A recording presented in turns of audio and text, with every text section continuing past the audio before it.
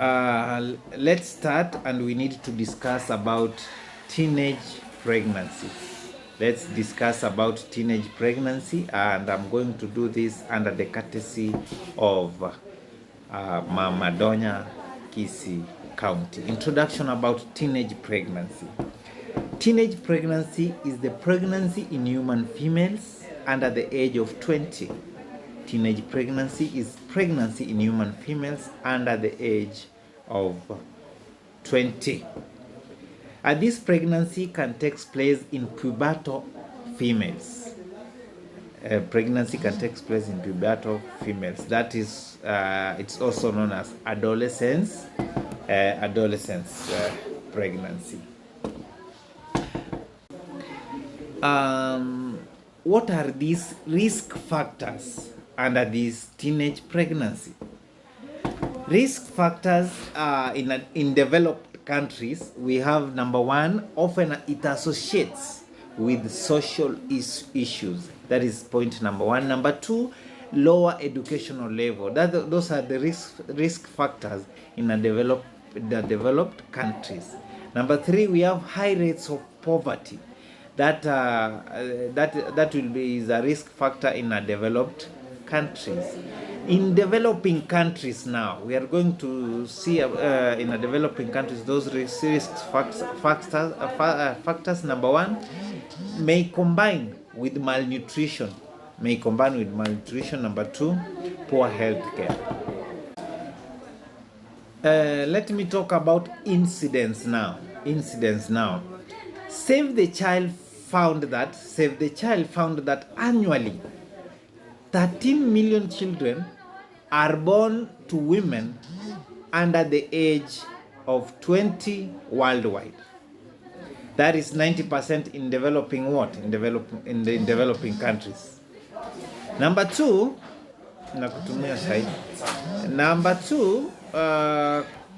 complications, that is complication of pregnancy and childbirth, are the leading cause of mortality among women between the age of 15 and 19. A complication of pregnancy and childbirth are the leading cause of mortality among women between the age of 15 and 19. Now to tell you the causes of this teenage pregnancy. The lack of education on safe sex peer pressure drugs and alcohol and protected intercourse. A sexually active teenager who does not use contraception has a 90% chances of becoming pregnant within 1 year. Potential behavior patterns for a teenage girl becoming pregnant may include early dating behavior. Number two, high risk behaviors. Number three, lack of support group. Number four, unhealthy environment at home. Number five, stress and depression. Number six, delinquency or criminal behavior. Number seven, exposure to domestic or sexual violence. Number eight, and which is most important, financial constraint. Let me take you through about the diagnosis. Sexually active teenage girl who experiences irregular or absent periods or any of the symptoms is advised to undergo a pregnancy test. Let me repeat that point. Sexually active teenage girl who experiences irregular or absent periods or any of the symptoms is advised to undergo a pregnancy test. Pelvic examination by a gynecologist may reveal bluish or purple coloration of vaginal walls and softening of the cervix and enlargement of the uterus. Finally, an ultrasound may be done to confirm the presence and current status of the pregnancy. We have the effects of teen pregnancy. We have health effects and social effects. Let me talk about health effects. Health effects, point number one, we have high risk for anemia. Number two, pregnancy-induced hypertension. Number three, we have lower genital tract infection. And number four, we have low birth weight babies.